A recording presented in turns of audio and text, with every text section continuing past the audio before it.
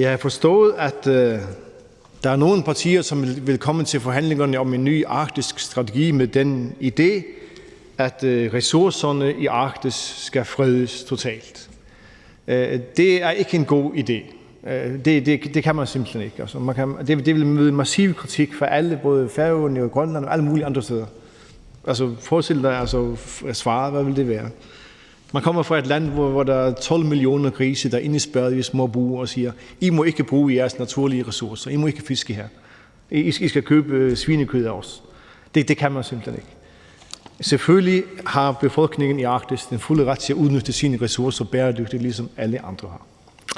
Så har der været en del kritik af Færøerne og Rusland.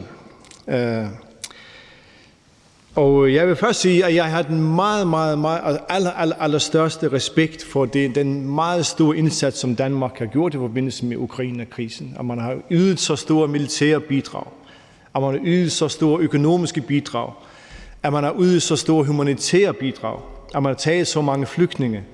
Hatten af for det er fornemt. Det er den største respekt for. Når det gælder Færøerne, så var vores eksport til Rusland 30% for nogle få år siden af det hele. Den var 21% i 24, og sidste år var den nede på 8% på grund af krigen.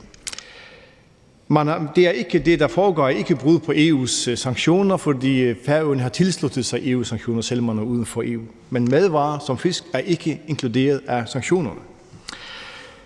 Mens Færøernes eksport til Rusland er reduceret med 2/3, så er Danmarks reduceret med halvdelen. Selvfølgelig er udgangspunktet noget andet, for Danmark er med i EU, eksporterer det med til EU. Det er jo langt mindre absolut tal, man starter fra, men Færøerne har altså reduceret sin handel mere end Danmark har. Hvordan kan vi komme helt... Selvfølgelig vil jeg mere end nogen anden komme helt ud af den russiske forbindelse. Og en måde at gøre det på, den vigtigste måde, det er, at EU åbner sine døre for Færøerne. Nu er det sådan, at vi har en positiv liste, vi må eksportere de og de varer til EU.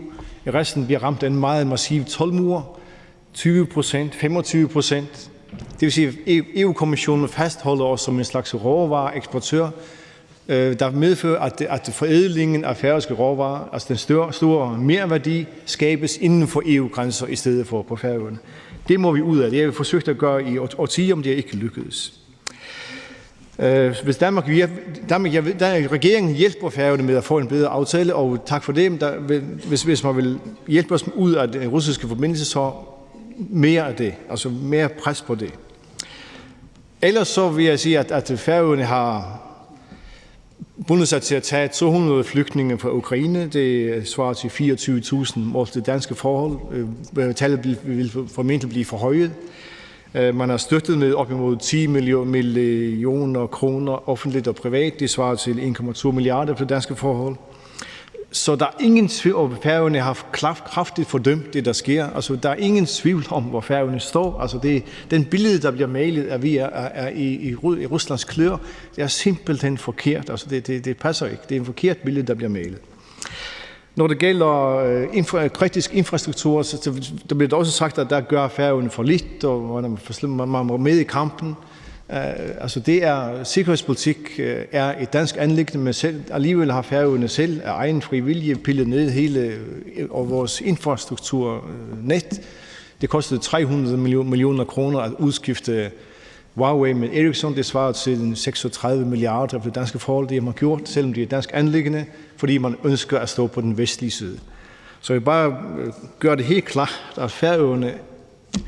Vi har en aftale med Rusland, en fiskeriaftale, som jeg gerne så, at vi kommer ud af, og det er min personlige holdning, at vi skal ud af den. Jeg mener også, at vi bør, og vi kan gøre det. Men den har været gældende siden 1977, og det tager tid at omlægge en så stor del af erhvervet, som det drejer sig om. Men jeg har en forhåbning om, at det vil ske.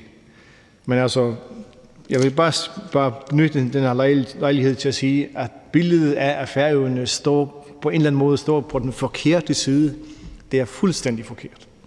Så er det sagt.